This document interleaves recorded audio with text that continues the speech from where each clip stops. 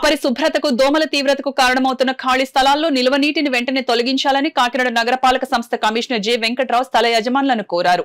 ఇందుకు సంబంధించిన కాకినాడ నగరపాలక సంస్థ పరిధిలోని సుమారు 160 మంది స్థల యజమానులకు నోటీసులు జారీ చేశామన్నారు. మంగళవారం ఆయన కాకినాడ ఆర్టీసీ కాంప్లెక్స్ సమీపంలో జరుగుతున్న పూడికతీత పనులను పర్యవేక్షించారు. అక్కడి పనుల ప్రగతిని పరిశీలించి విధుల్లో ఉన్న సిబ్బందికి సూచనలు ఇచ్చారు.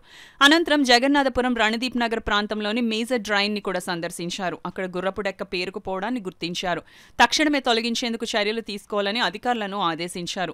అదే ప్రాంతాన్ని ఆనుకుని ఉన్న తూరంగి గ్రామ పరిధిలోని ఖాళీ స్థలాల్లో వర్షపు నీరు నిల్వ ఉండడాన్ని గుర్తించారు. ఈ విషయాన్ని జిల్లా పంచాయతీ అధికారి దృష్టికి పరిశుభ్రం చేయించేందుకు చర్యలు తీసుకుంటామన్నారు. ఈ సందర్భంగా కమిషనర్ మాట్లాడుతూ ఖాళీ స్థలాలను నిరుపయోగంగా నిర్లక్ష్యంగా వదిలిపెట్టడం వల్ల పిచ్చి మొక్కలు పెరిగి డంపింగ్ యార్డులా తయారై దోమలు పెరిగి ప్రజారోగ్యానికి భంగకరంగా మారుతున్నాయన్నారు. ఈ విషయమై సిబ్బంది ప్రత్యేక ఫోకస్ పెట్టి ఖాళీ స్థలాలను శుభ్రం చేయించాలని ఆదేశించారు. ఈ కార్యక్రమంలో ఆయన వెంట MHO doctor Prithvi Charan, sanitary supervisor Rambabu, sanitary inspector Satyanarayana, సచివాలయ ఉద్యోగులు ఉన్నారు. వచ్చేటప్పుడు మా బ్యాక్గ్రౌండ్లో మీరు చూస్తున్నారు, this is all rural area.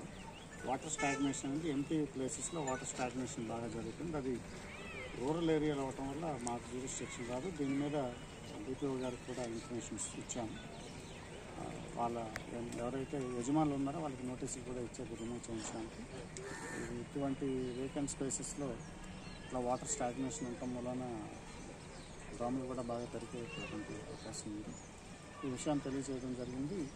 అదేవిధంగా ఎక్కడెక్కడైతే రూరల్ మా వాటర్ స్టాగ్నేషన్ ఉందో వాటిలో ఆల్రెడీ 160 మంది యజమానులకి నోటీసులు కూడా ఇవ్వడం జరిగింది. ఇమీడియట్గా వాళ్ళ ఏరియాలో ఉన్నటువంటి పిచ్చి మొక్కలన్నీ కూడా తొలగించమని, వాటర్ స్టాగ్నేషన్ని అవాయిడ్ చేసి లెవెల్స్ మెయింటైన్ చేయమని చెప్పి నోటీసులు కూడా ఇచ్చాం.